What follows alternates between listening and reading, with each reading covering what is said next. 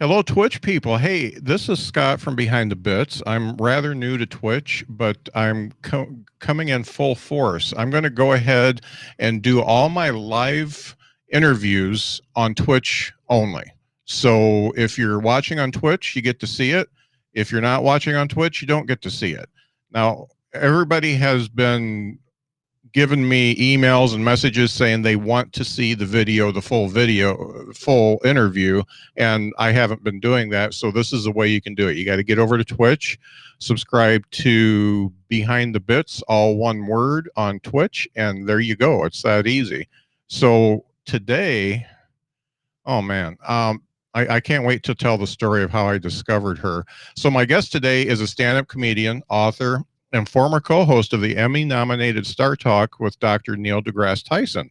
She has performed for U.S. troops in the Middle East and has appeared on HBO, Lifetime, Comedy Central, and The View.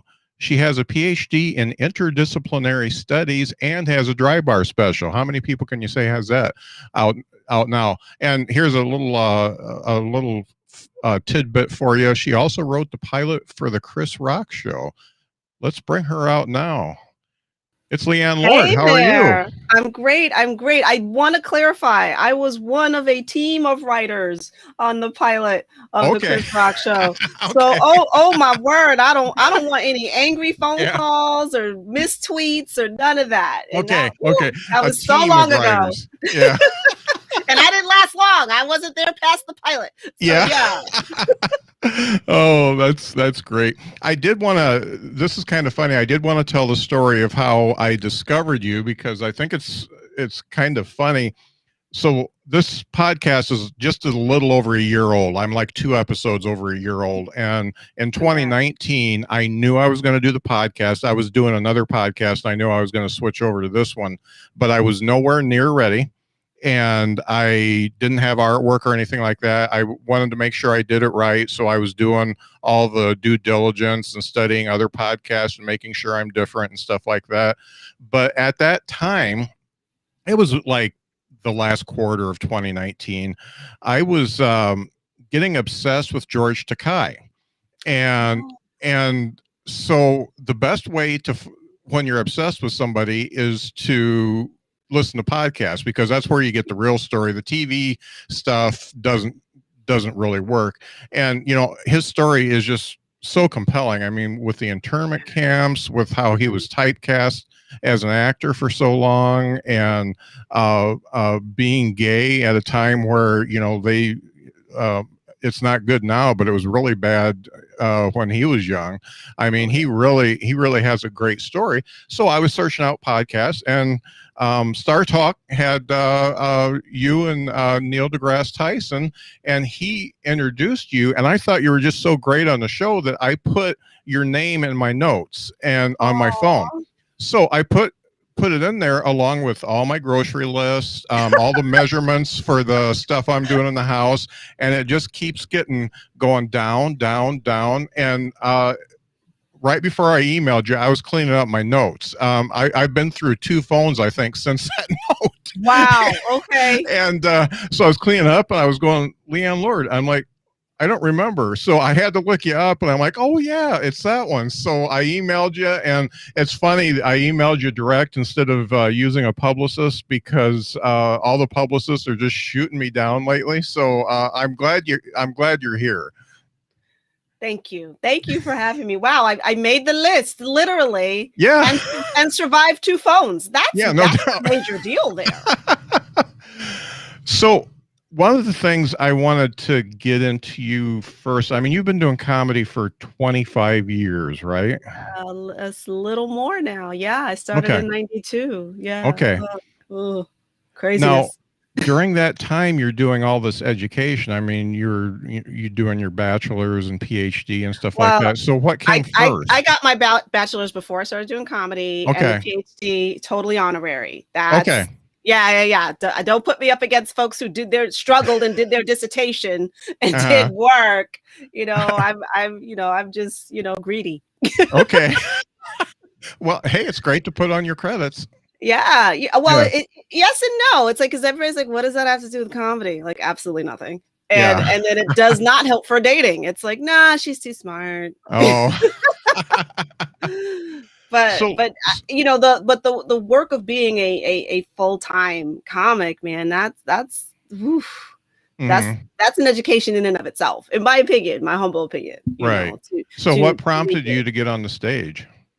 Oh gosh. Well, my prompt to get on the stage was even before I did stand-up. I turned into a theater minor when I was in college. And so I performed, I did musicals, I did straight plays.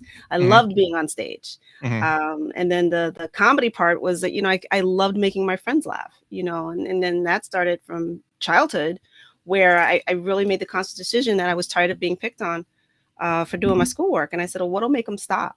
And I thought, well, maybe if I'm funny, if I make them laugh, if I tell the joke about me first before they do, A, it won't hurt as much, and B, they're laughing, C, maybe they'll leave me alone. It worked. It totally worked. It became a tool in my arsenal, never suspecting that I would ever actually do stand-up. That didn't come until after I graduated college. Yeah. And what was that first time like? First time on stage? Oh my goodness. I was so nervous. I didn't want to do it. I had taken a class, that's what everybody does, 8-week class, and I thought, about 2 weeks before, I was like, oh, I don't think I can get on stage. This has been nice. Thank you very much. I didn't do it. And my teacher at the time, he said, why don't you go watch a live show? Just go watch a show. And what happened is, I think what happens for everybody, I went to a comedy show, I went to the comic strip, which is where my class was, and the comics were terrible. Yeah. And I said, I could do better than that. So my teacher let my ego do the work for him. Instead of him talking me into it, my ego jumped up and went, come on, Leighann, we can do this. Which is, we shouldn't always listen to our ego. Yeah. but I remember I was there. I was waiting most of the night, getting more and more nervous, going, oh, maybe I should just leave.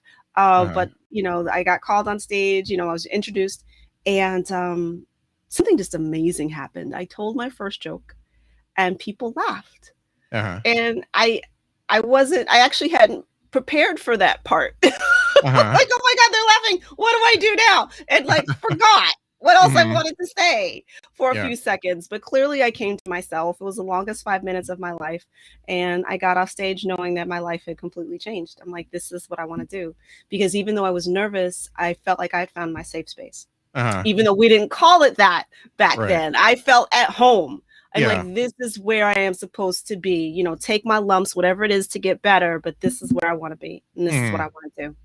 I'm sure your previous stage time had prepared you somewhat for being on stage, but it's different when you're up there by yourself, isn't it? Yes, completely. And when you're part of a cast and there's a fourth wall and the audience isn't really allowed to interact with you except with applause, stand-up is a very different beast. So there's some preparation perhaps that you have, or familiarity, I should say, with being on stage, but it is a different skill set entirely. Yeah, I definitely agree with that. Thinking about your style of comedy now, how much different is it now than it was when you started? Oh gosh, I'm not sure how much I've changed stylistically. I think I've just, over time I've gotten better. I hope. But my voice is stronger. I'm more sure about the material that I've written. I'm more confident on stage, and I have more space to let the audience in. Like when I first started, I treated it kind of like a monologue. Like, here are my jokes. These are the jokes I would like to say. Please stop interrupting people with your spontaneous eruptions. All I want is your applause. Just, And in a way, part of me is still that way. My mentor taught me that the best way to fight against hecklers or people who want to interrupt your show is that you don't leave them room to get in. If they're busy laughing, they're not busy thinking about stuff to shout at you. And so I've adhered to that, but I've also had to leave space for the people that are honestly answering my questions, or they're so happy to be there. You have have to make that distinction, like who's there, to be an idiot and who's there because they're really enjoying this. And especially when I'm emceeing, I let them know right up front when I ask a question, it's not a gotcha. I'm just trying to bring us together as a unified audience and have a good time. So I think I've gotten a lot more confident in letting them in and still being able to ringmaster the situation as much as one can. I mean, it's really juggling tigers. It's on a tightrope. I am amazed that anyone ever wants to do this. Right. Yeah, I agree. Now, I've watched a lot of your stuff, and when you talk about hecklers and things like that, you have such command of the stage that I don't think you're going to have that happen very often. Very rare. It's very rare. I am more likely to get the happy heckler, which is, maybe a drunk lady at a bachelorette party who's really into it and is really a fan. Yeah, and she's had they want to be part of the show. Yeah, and it's like, you go, girl, that type of thing. Male hecklers are rare because comedy in the before times was a dating activity. What guy is going to take out a girl and then heckle a girl comedian that's going to make him look like the bad guy? He's not going to do that. He's just not. Most guys. Yeah. I again, it's been so rare for me. One of my favorites was it was a guy in the front rows at New York comedy clubs just ages ago, and I rarely perform in glasses, rarely. And this was one of those times I got on stage with my glasses, and I don't get to say anything. He just looks at me and goes, "Huh, you look like a librarian." And I don't have heckler lines. I don't have anything prepared. I just looked at him and I said, "How would you know?" That's good. And I'm like, "Thank you for the perfect comeback." I mean, no one's ever going to say that to me again. It was just so random. But I'm like, yeah, that's a joke I get to tell now. Thank you. Yeah. And I really like how you talk about real world stuff like, racism, being money issues, your parents, man issues, all that stuff, or lack thereof, man issues. Yes. Yeah.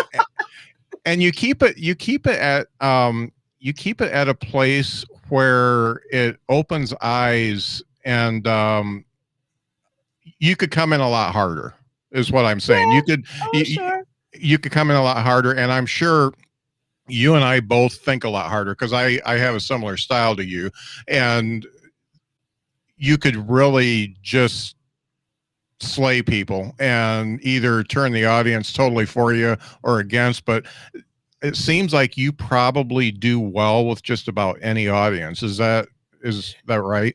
Just about. I'd like to say I have a relatively broad appeal, but I'm also at the same time not everybody's cup of tea. If that makes sense. Nor do I want to be. And when you first start, you don't know anybody. Like, oh, I want to make everybody laugh. Like, no, I don't. I don't. If your show is Wednesday night at midnight, I'm not your girl. Yeah. Yeah. My audience already went to bed and they're getting ready for work the next morning. I'm not, but you have to learn, who, not just who your audience is, but who you are and who you work well with. And I've done, so many different types of crowds. I mean, I've done all 50 states. I've performed in all 50 states. Wow. And by the way, we don't need all 50, but that's another story. Yeah. I've done that. I've done colleges, cruise ships. Cruise ships are hard in the sense that you have your family show that they ask you to do, and then you have your late show, your R-rated show. And I always used to say I'm lowercase r. Because my just learning who I am as a comic, a lot of the early opinions were that I would be a great TV comic, or I would get more work that way. And I also am reflexively, when I was coming up, I didn't like insult humor. I didn't like people who abused the audience. I'm like, this is counterproductive. People would come in and they're afraid to sit in the front row. I can't have people afraid to come see what I do. Right. Why are we spending so much energy chasing audiences out when what we want them to do is come in. Yeah. And so I was mindful of that, as a performer. This is not to judge anyone else's style. People do what they do and others like what they like. But I know it was something that I was conscious of. Like, no, I want people in the seats and I want them in the front row. Yeah. I want them laughing. Right. Not being, I've seen people freeze up when I look at them and I say hi and they go, and I'm like, we're not doing that. It's not that type of show. Now, if you bring me nonsense as a heckler, I could either finish my show or the next 30 minutes could be about your mom. Yeah. What are we doing? We could keep it nice and friendly, or we could take this outside. And no one ever thinks of me that way, but because I don't try to run my show that way. Right. I want everybody to have a good time. Everybody who's there. Yeah.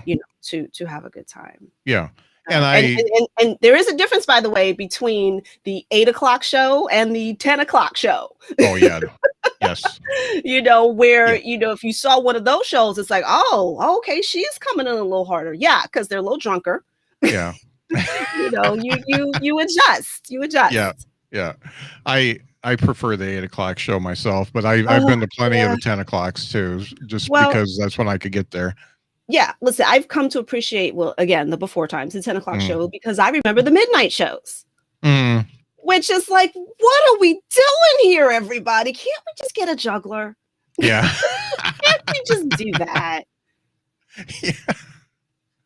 Who was the guy at the Comedy Store that did the late nights that was just so nuts? I don't remember his name, but they just used him all the time for the late nights. Yeah, no, I wasn't. I'm New York based, so I don't know who was at the store late, but it's like, that's the hour for high energy, louder comics, perhaps. Yeah. And it doesn't hurt to juggle.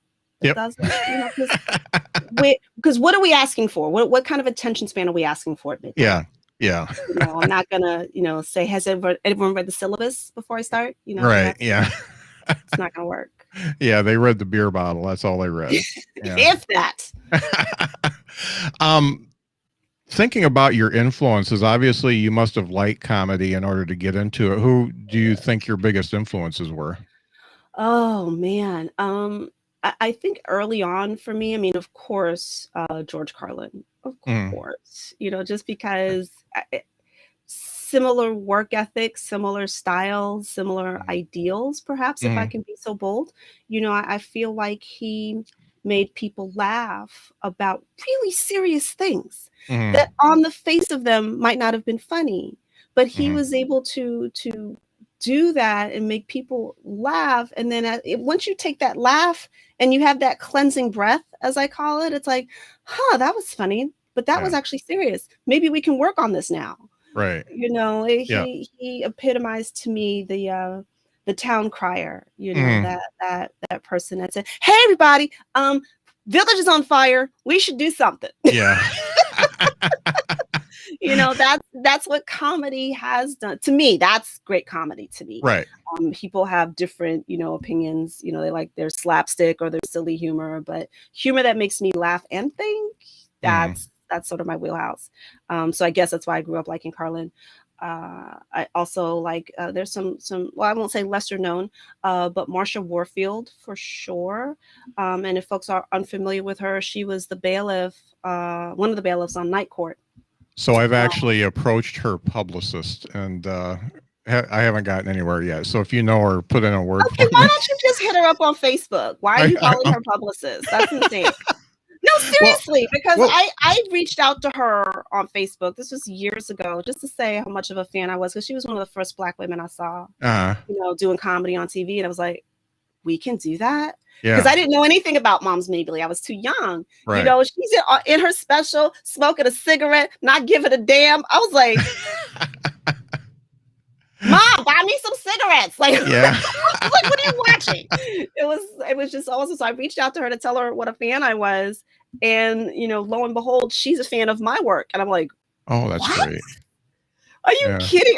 I'm mind blown. Like, how do you even know me? And like, you follow, you get to know who's who in the industry. And she came here to New York. She actually gave me tickets to go see her show That's over cool. at BB King's. And she was like, yeah, hang out. We'll have drinks. I was like, what? I was like, I met her. I already knew, Paul Mooney at the time. And I was like, I'm sitting here with comedy royalty, and they think I'm allowed to sit here with them. Like, this is crazy. So sometimes people are more approachable than you think. You never know. I mean, maybe it's different because it's an interview, but I mean, I have found her to be approachable and delightful, and it helps that she's a fan. Yeah. Well, I'm going to drop your name and just go direct. So we'll see how that works. You never know. Yeah. Try it. Yeah. One of the things you mentioned was work ethic, and your bio says that you like to fill up your whole day and you are very organized. How does that go as far as writing and having your material? Are you on like a set schedule for writing, or how does that work for you? No, I wish I were more like, Stephen King, get up, write for 5 hours, turn out 3 novels. Yeah.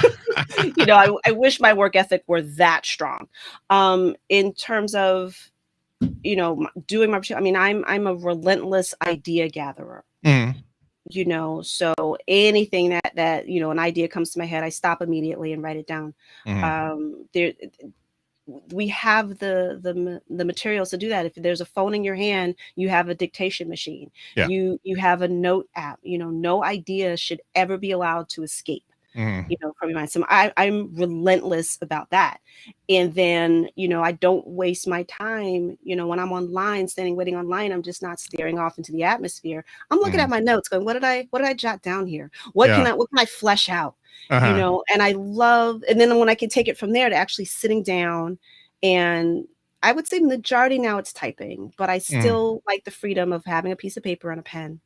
Yeah. And if it particularly if an idea is giving me a hard time, it's easier for me to flesh it out on paper and just let that rhythm get into that rhythm. It sweeps me up every time. I really enjoy it. And at this moment, believe it or not, I felt like I wanted to do something a little different. So I'm actually doing a writing for late night TV class. Oh, cool. And oh my God, I had no idea how much I would love it, or how much I missed being a student of comedy. Because when you're out here doing it and grinding, you sometimes forget about the things that you need to do to elevate your skills. Right. And so that's actually changed my work ethic recently. I'm up every day, combing through the news, what's happening, gathering ideas, to jot down and then come back and write later. And some of it might be suitable for late night. Some of it's just for me. And there's a difference. It's a really big difference between writing for yourself as a stand-up and then writing for someone else, writing in their voice.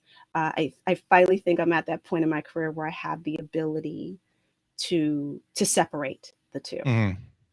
But either way, it's building the muscles. It's building the how should I say, the practice of writing, because you have to fit that in like everything else. If I'm sitting here writing, then I'm not doing something else. Right.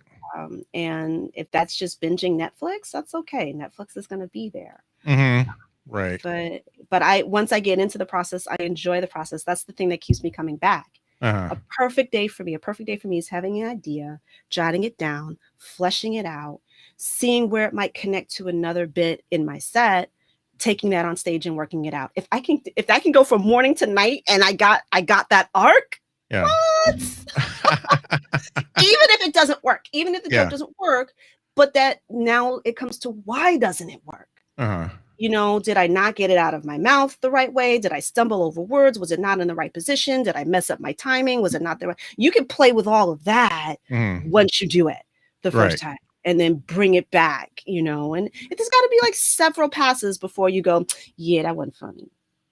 And that I ask a lot of comics that, because everybody has a different view. A lot of people, they work out new stuff. They don't even write it down. They just work it out on stage. But everybody has, I couldn't do that. Everybody has to have a point where they say, okay, I love this joke. It's my little baby, but nobody else likes it, so it's got to go home. And no, there's no shame in being ruthless. Yeah. Why would you punish yourself, and why would you punish the audience? Yeah. And sometimes it's not throwing it out completely, but setting it to the side for later because something's missing, and you may not have the time or talent to figure out what it is yet. So you set it aside. It's really the George Carlin school of material development. He threw nothing away. It doesn't mean you do all of it, but sometimes something needs to breathe, or you need a different perspective in order to come back to it. And I've come back to stuff years later and went, oh, that's it. I'm finally able to see something, or that's trash. Yeah. and being able to say that it's okay. You should be writing and developing at such volume that to let one thing go is not going to sabotage your entire set. At some point, the closer you're using now is not going to be the closer you use 5 years from now, maybe not even a year from now, given the year that we've had. Right.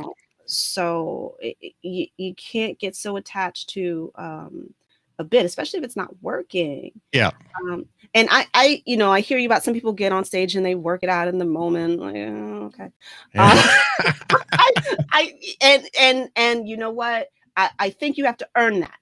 Yeah. I think that's something you earn. And unfortunately, newbies come out and they think, oh, I saw so-and-so, just, riff for 20 minutes. So-and-so was Chris Rock. Yeah. Okay. Who has unlimited access to stage time. You have to be a little bit more focused with your time. Yeah. As do all of us. I mean, I like to prepare, ahead of time. And I think the preparation is what allows me to then discover things in the moment. There are things, trying to get a joke out or doing something new where it'll just come out of my mouth in a way that I never could have written it. Like, now that's gold to me, but only true gold if you've recorded it. Yeah. Like when a comic on stage says, oh my God, could somebody write that down? They're serious. Because they forgot to turn their phone on, and it's like, come on, come on. But I also want to add, for the way I do new jokes, it's really hard for me to just throw my babies out there. Just, okay, first joke's out of my mouth, brand new. Yeah. I like to sandwich them in between more experienced jokes. Like it's like the bigger siblings walking the little sibling to school, where they have a little support. Their first time out, and then we see where they will fall. So I know I'm way overthinking it, but this is what works for me. Yeah. And really, it's fairly common among comics to do that, to sandwich things that are new in the middle and give them a shot. Not all. Yeah. And I don't want to beat up this point, but so you got a new joke and you do it in the middle of the set, and it's like a B minus, and a B minus is usually something you keep because you can make it better. How many repetitions do you think you have to do before, okay, I own this joke, this is part of my act, and it's going to be in every set? I don't think there's an algorithm for that. Now, I'm sure now that I've said that, there's somebody working on an algorithm right now. Jerry Seinfeld has one. Right. For how that math is. This is such an individual thing. As a comic, sometimes you hold on to stuff too long, like a relationship, like you should have left 2 years ago. Yeah. I think it's different because given how much stage time you're getting, you might not get to do that joke every single time you're on stage. If you've only got, say, a 5-minute set, and it's a money set, perhaps, or you're on a show, are you going to trot that joke out? Are you just going to go with your killers? So it takes time, especially after that first time. There's so many different ways to tweak it before and like I said, was it the cadence? Was it the position? Was it the timing? There's so many, as Jerry Seinfeld said, was your head tilted in the right direction when you told the joke? The variables are many, and to be willing to hang in there and see how you can fix it, if it's fixable, And is this a joke that's universal? Mm-hmm. You know, if it's a joke that you can't do if you're performing at colleges and it's not a college joke, you know, if it's a joke about divorce, that joke's not going to fly for that audience. Right. You know, sometimes things are very audience or generationally specific. Mm-hmm. So yeah, I'm sorry, I don't have a number. But yeah, listen, but if it's we're getting over 10 times and it always just falls flat and you've honestly worked on it, you know, thank you for your service. Mm-hmm. Bye. Yeah. It's funny you mentioned recording your sets, because I had always recorded audio and not very often recorded video. And then I started doing a couple of videos of my sets and found out exactly why people weren't laughing, because I was just like a wooden statue up there. I wasn't moving. I wasn't doing anything. Did I lose you?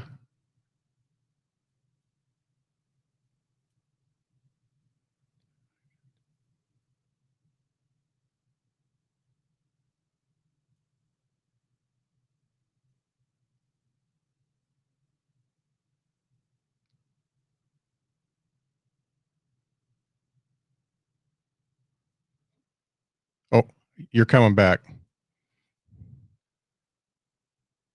Looks like bandwidth is just like being a are you back now? Should Yeah, be. you are. Yeah, you're tell good. me. Okay. Yeah, you're good. I don't know if you caught that or not. Oh, now we got no I volume. lost you muted me. It looks like you muted. Yeah, I accidentally hit that. So I think we're okay now. That's okay. But no, you were starting with a question and then it was like a cliffhanger. I'm like, well, what's the question? Yeah. Well, I was talking about the recording, and I had always recorded myself audio, but not very much video. And I recorded a few video clips of myself and found out, you know, the reason why I wasn't going over so well is I was just very wooden. There was no emotion. I wasn't emoting at all, and I needed to get the hands going and actually use the stage, and it was very eye-opening. Yes, you know, when I've taught class, I'm a stickler for you at least have to get the audio down. You know, because your on stage hearing, at least in the beginning, is not as good as what you're hearing when you listen to the recording. Like when you're on stage, this is not doing well, what's happening? And you're in your head, you know, then you listen to the recording and you go, oh, I totally messed up my setup. You know, you know, the waitress dropped a bunch of drinks. Oh, the audience got distracted. There are things you can listen for after the fact, you know, just off audio. So just that is even valuable. You throw in video and you're like, oh my gosh, I had no idea I was stepping backwards on my punchlines. Yeah. You know, that's the subtle thing where, you know, I'm not really sure about this. This is new. I don't know. I'm going to tell it. You guys laugh. You know, there's no confidence there. Yeah. Or like you said, you're too stiff. You know, so how do you loosen up? You know, or people have too much energy. They're pacing for no reason, you know, and so the audience is spending their time watching you like a tennis match and not listening to what you're saying. You know, so there's so much rich information. My dad used to call it game film. Yeah. You know, he's a big sports fan, and he's like, they play their games, they watch their game footage. What did you do? What happened there? Right. You know, and it just shaves so much time off of your development. Yes. You know, yeah, I agree. It makes you a stronger performer, and then it also gives you something to work on. You know, I have my younger comic friends, they complain about open mics, and I'm like, well, what are you doing when you go on an open mic? If you're just trying to play to those 10 comics in the room, that's not your audience. You know, you walk in, it's like, okay, these are the jokes that I want to do. This is what I'm working on, you know, in terms of on physically. Are you working without a mic this week? Are you working with the mic in the stand? Are you working on eye contact? Like there's so much for you to be doing. You don't have time to worry about the 10 comics in their notebook not laughing at you. You know, how are you developing? How are you using your development time? And I think if you train that way, that's when I say work ethic, that's what you're doing throughout your career. You know, you get off that stage, you know, Saturday night. Yeah, that was a good show. Now, what was that new bit I did? Right. You know, let me listen. How did that? Because I said it the best way tonight that I've ever said it. let me go back and get that. You know. Yeah. So this is all very selfish. This is all very, how do I be the best comic, you know, or do my best, you know, at this time. And that's whether you're an open mic or a headliner, honestly. Right. And really that's what you have to do, or you're just going to stay at the open mic level.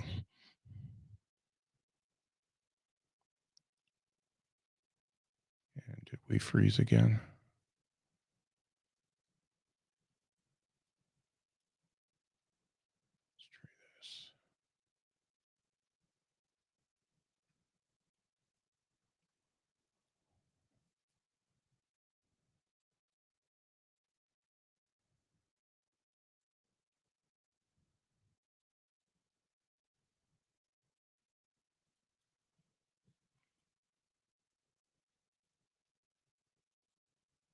Whoever's watching, this is show business on the internet.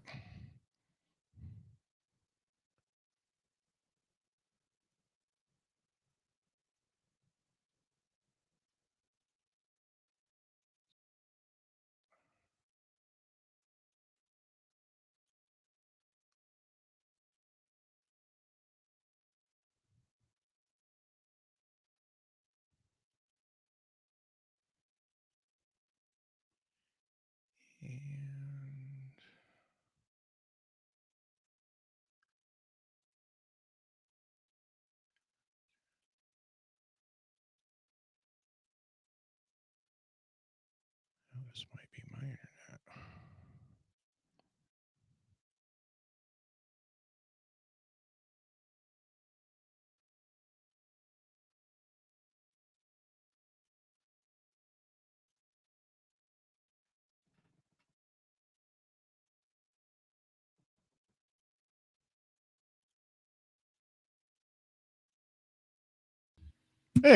Hey, my computer took. So oh, did it? Okay, because no, it was the connection. I don't know what's happening, but yeah, I've got a little status bar that says how good our connection is, and both of us go from green to red, and I just did a speed test, and I'm doing a gig, so I don't know what else we can do.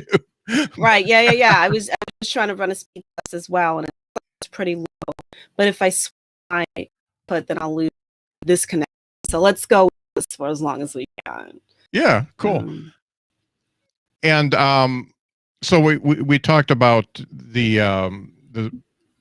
recording and stuff like that. I wanted to like jump ahead. You've been doing this for a long time, and you filmed the Dry Bar special in 2019. Is that right? Yes.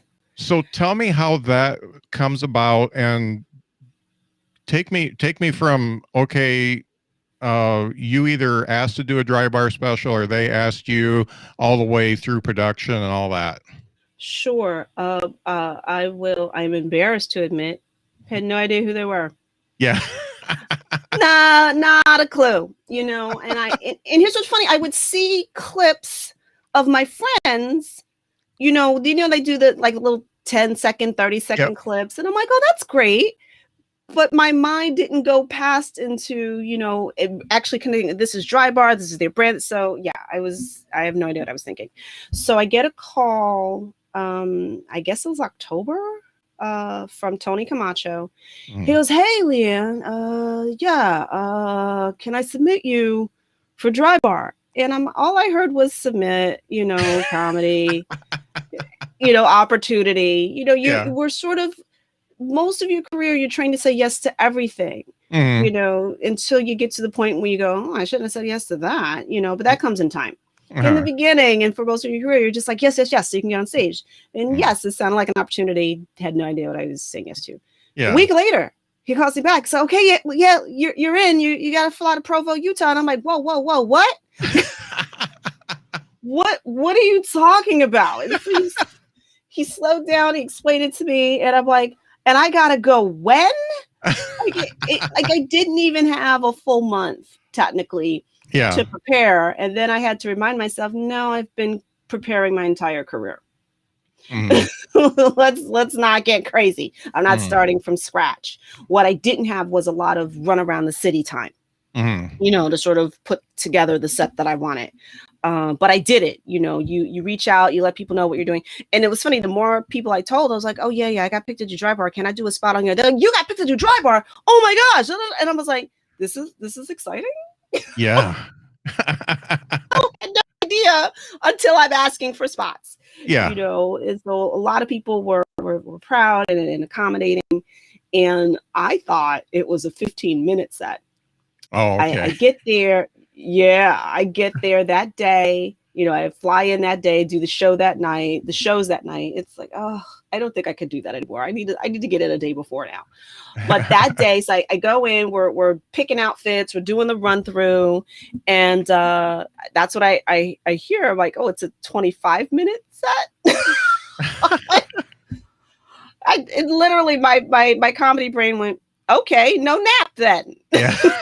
That's all that means. It's like I'm not getting a post travel nap. So I just had to, put it, and which for me was actually okay, because I'm one of those people, you tell me how long a set is supposed to be and I over prepare. So if it's a 10-minute set, I've usually got 15 minutes of material that I've had to hack away. And I do that consistently. So I just knew I had to go back in and just put in all the things I thought I had to shave out for time. And so I get there that night. And by the way, just to take a step back, one of the things I learned in the process, and one of the reasons I got submitted, is that the Dry Bar brand is clean comedy. Yeah. That's their wheelhouse, but not just clean, Provo clean. Yeah. Squeaky Provo, clean. Utah clean. And I've been perceived as clean my entire career. I'm not. But because I strategically use, shall we say, the salty words, because they're accurately used in the right place, in the right time, and the right number of times, people don't hear it when I use it. Yeah. So you don't use it as punctuation. No, I'm from the Robert Klein school of profanity. It's like a seasoning. If you overuse it, you've ruined the meal. Yeah. Just the right amount, the meal is delicious. Yeah. That's to me profanity and even subject matter. So even that, knowing that I'm perceived as relatively clean or mostly clean, their criteria made me go, I don't know if I can do this, you guys. I mean, just to give you a very specific example, you're not allowed to say, oh my God. Oh. Right. Now, for most of us, that's just a random utterance going in between jokes or as a response to something you've said. For them, it is literally said in the praise of God, for worship. And so to say it when you don't mean that is considered disrespectful. Yeah. But they know their brand, and so if you get picked to the show, they think you already fit, but they also want you to win. Yeah. And so they send along their guidelines. They send you a video of what is expected and accepted and what's not. I don't think as a performer, we're used to being told, hey, don't joke about this 5 minutes before the show starts. I did a school. In 5 minutes before I go on, they said, yeah, could you not talk about religion and date rape? And now that is all I want to talk about. Yeah. Even though I don't have any jokes about that. I'm sitting there 2 minutes writing new material. I mean, it's just this weird response that you have as a comic or as a human being, because humans are like that. You tell us no, and that's the thing we want to touch. So going from having that situation to going, no, here's all our guidelines in advance. And at any point, you if you really don't think you could do it, I say no. Don't make it a difficult situation for yourself and for them. And this is whether it's a TV show or a gig. If they're paying you money, and they're calling you in, you're supposed to be a pro. And go, okay, yes, I can do this, or no, I can't. So, I flew out there. They treat you like gold. I mean, and it's beautiful. I wish I had a chance to stay longer. Yeah. To just, take it all in and enjoy it. Because the little I saw was just absolutely beautiful. Taking God's country. Well, yeah. And depending on which God, because I'm like, I think Thor Thor would like a piece of this. This is nice. This is nice. You know, till Loki gets there and then it's done for. Yeah. But yeah, they treated me very well. The audiences just primo, just so good. And I noticed that. I watched it today, and I thought they really reacted well. Oh, they were so good. You know, and also I feel it also helps that I was dressed nice. I came dressed, you know, loaded for bear. You know, my and I've always been that way. Not necessarily it's always sequins, but you know, my theory is okay, if you don't get the jokes, you'll like the outfit. You know, you're going to be entertained on many levels here. And if it's not the outfit, then the sparklies in the outfit will distract you. Right. From any jokes you don't like. But it was weird to be in a club that didn't serve alcohol. It only served candy. And I was like, wow, that's different. Like they're really serious. They're really committed, but they are also, you know, they know their brand and and they treat the comics well. Yeah. You know, I had no argument. And again, I forget I have to explain to people. They're like, oh my God, there are people in the audience. Did you just tape this? And like, whoa, slow down. This was from the before times. This was 2019. Yeah. When we could gather as a people. And then the decade of 2020 happened. So I feel like I taped this special 11 years ago. Yeah. And it's just getting released. I hear that. Yeah, for sure. And I'm actually glad because it feels like 2020 is just new. It's a new feeling. It's a good time to have something like this to promote. You know, going forward. It's a good time. And you've got, as far as I can see from Dry Bar, and I've had a few people that have done specials on the podcast, it's a one and done take. And does it go out with no edits or no? They are belt and suspenders people. Okay. We taped that show twice. Oh, okay. Okay. Yeah. In front, same outfit, you know, in front of two different audiences, same material mostly. Yeah. And they I didn't get a rough cut, I want to say until November last year. You know, so it was almost a year later. Part of that, I'm sure, was the pandemic. That I'm sure their production timeline usually isn't that extended.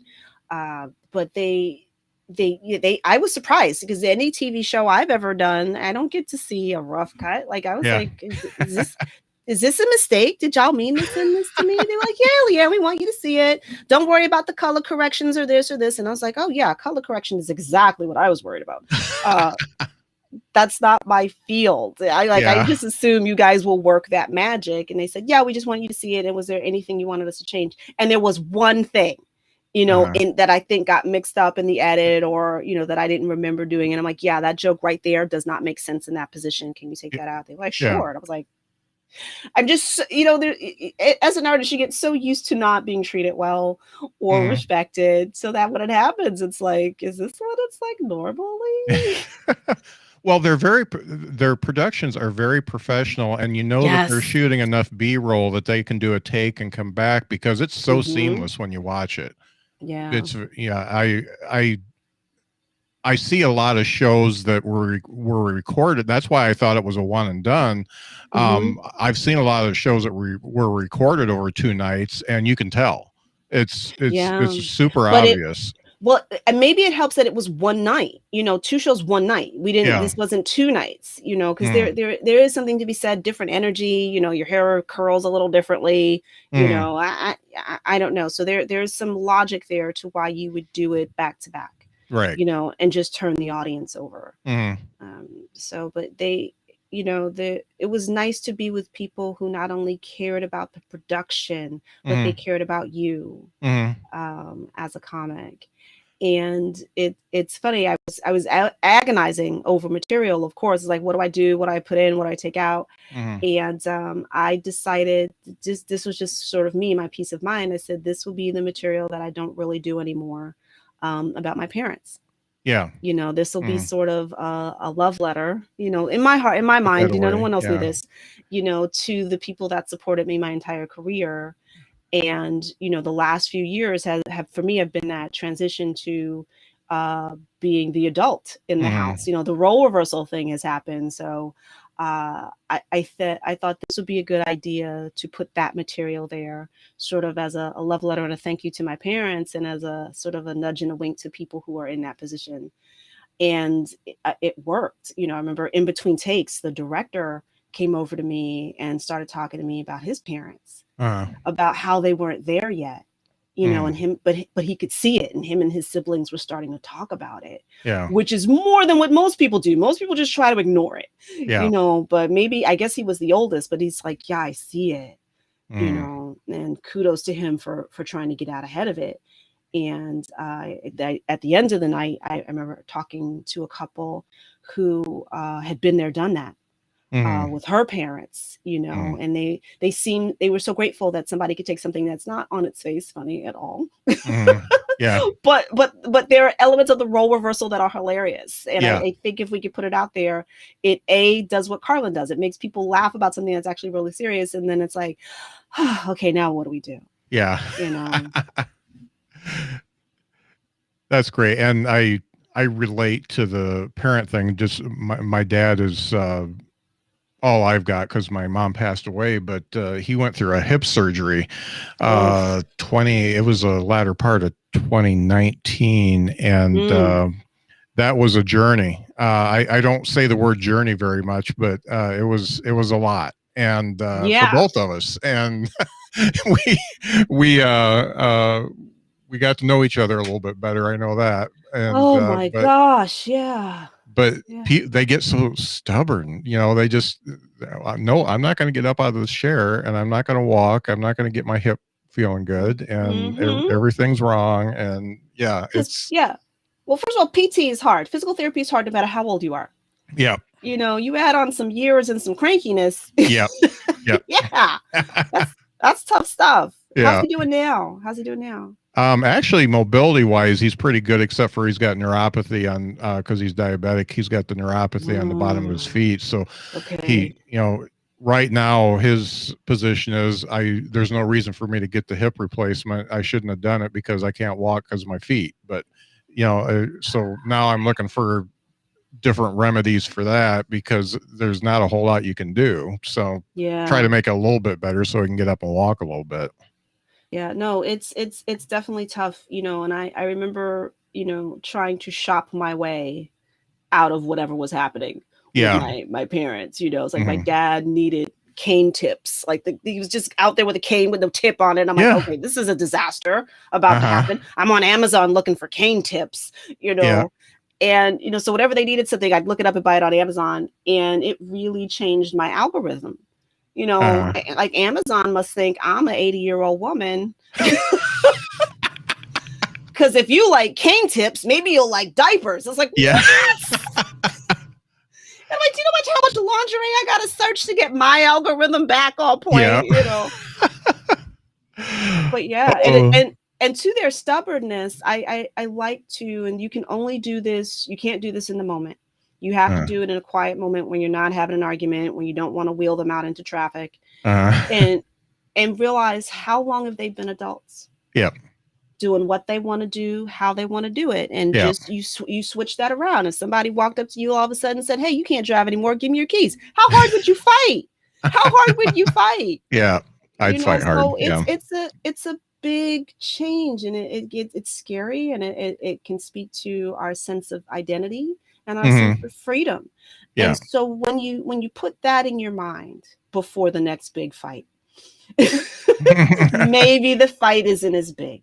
Or you realize you don't need to win this one. Right. Or you approach it differently so it's not a fight. You know, so much of this is learning. On the job learning. You know, and I can only say this after having a couple of yelling matches with old people. I compare it to having grandkids more than kids, turning it around, because you let grandkids do whatever they want as long as they don't get hurt. And so I think it's pretty much like that. No, there were some, I really had to decide which battles I wanted to fight, and they're not all worth it. You know, I stopped having the food fight.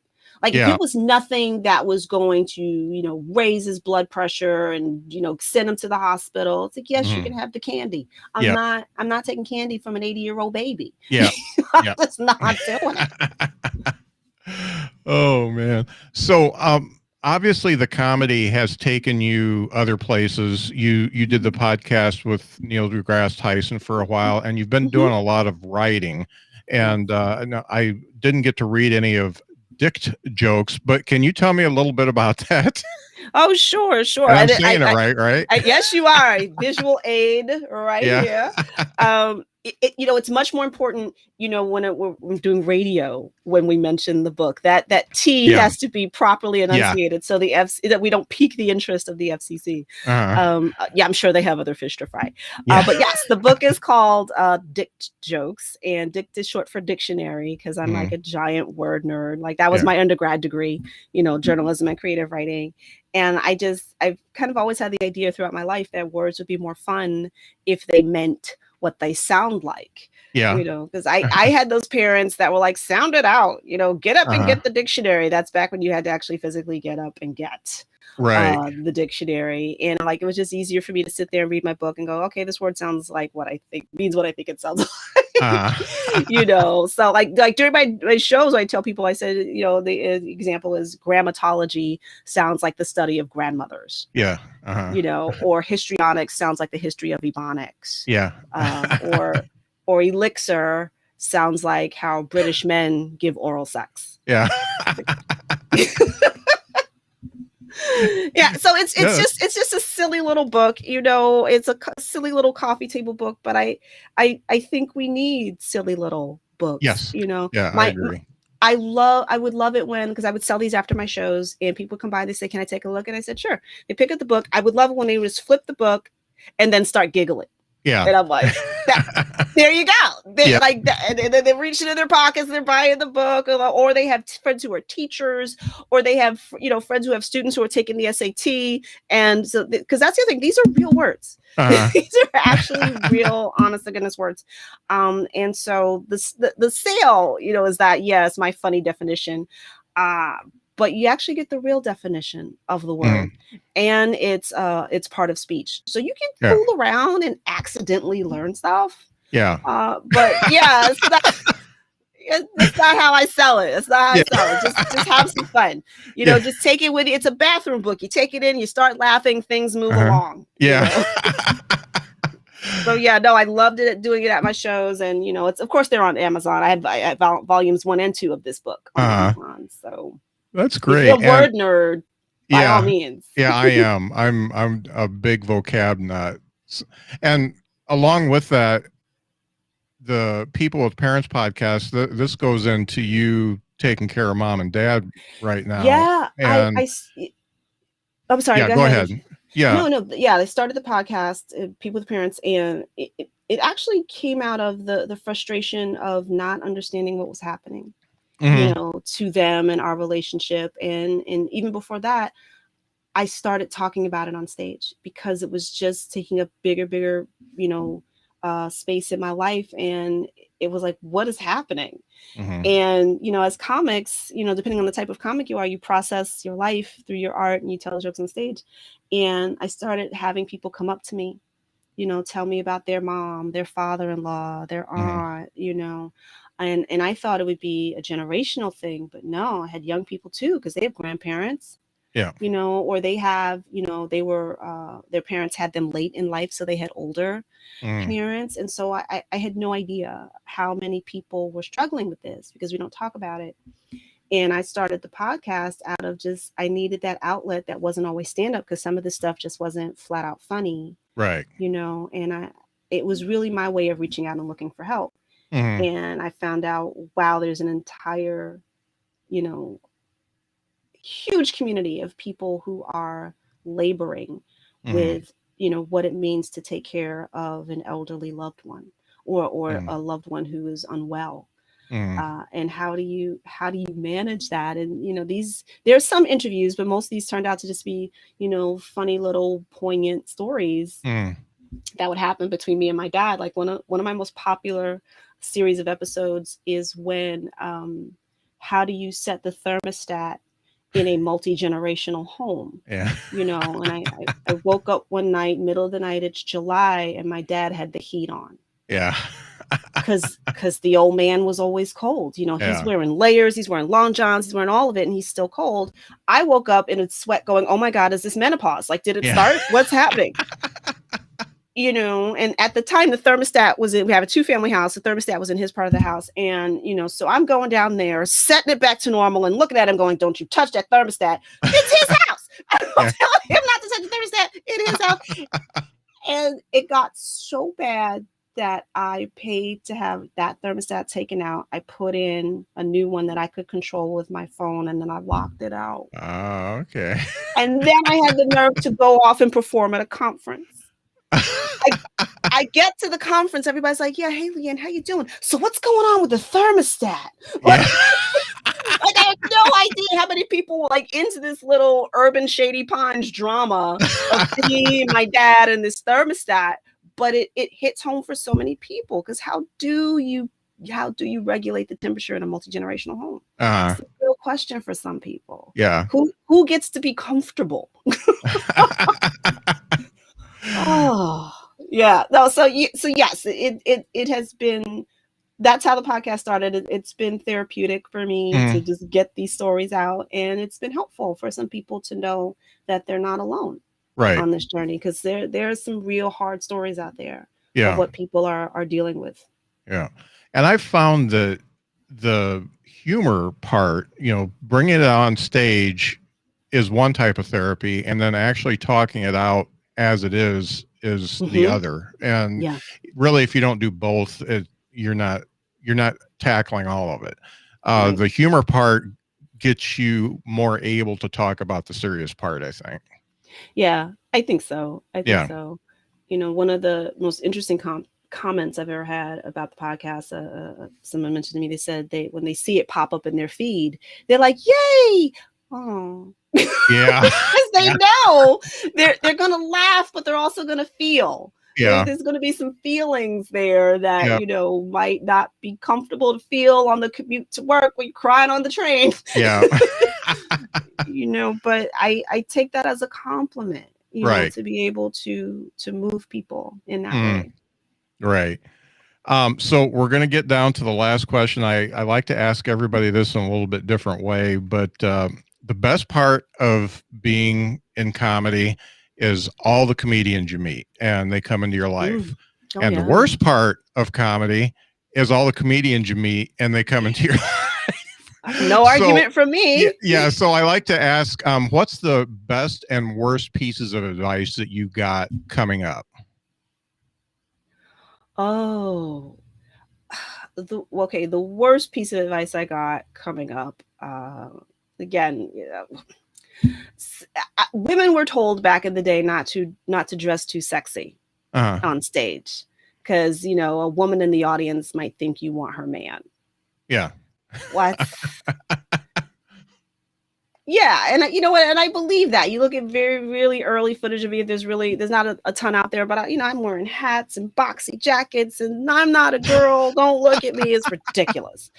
But I finally had to get comfortable in myself, in my skin, and realize it's got nothing to do with the audience. It's how I feel when I get on stage. Right. And so I actually joke about it now. They say don't dress too sexy on stage. A woman in the audience might think you want her man. And I look at the audience, I'm like, ladies, rest easy. I got Netflix and batteries. I think the best advice, and it's hard to narrow it down because I've gotten such good advice from so many people. You have to be willing to listen, though, and take it in. But the best direct advice I got was from Bobby Collins. Okay. I've opened for him many times, at various clubs, and he said, you have to let them love you. Don't be so guarded on stage. And so he says they want to love you. People who are coming to comedy shows, most of them, some people got some issues.